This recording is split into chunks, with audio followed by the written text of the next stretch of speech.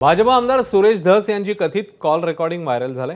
आमदार सुरेश धस यांच्याकडे धमकीवजा इशारा आणि शिवीगाळ केल्याचा आरोप करण्यात आलाय। मात्र ही कॉल रेकॉर्डिंग बनावट आहे असा दावा करण्यात आलाय। बदनामी करण्याचे षडयंत्र रचले जाते असा दावा आमदार सुरेश धस यांच्या कार्यालयाने केला।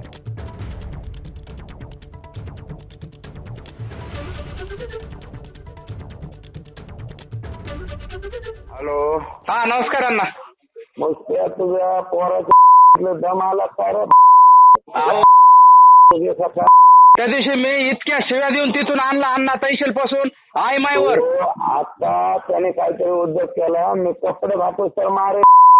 नाही नाही ते मी त्या दिवशी त्या अण्णा याला हाकलून नाही तुझं ते सगळी नोकरी भेटून इथं नाही ठेवणार अहो उद्योग। माझा काय दोष आहे सांगा बरं अण्णा।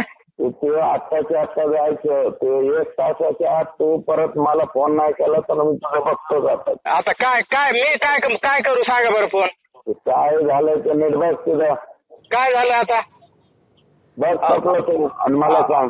मला फोन नको करू, काय झालंय ते बघ। बर बर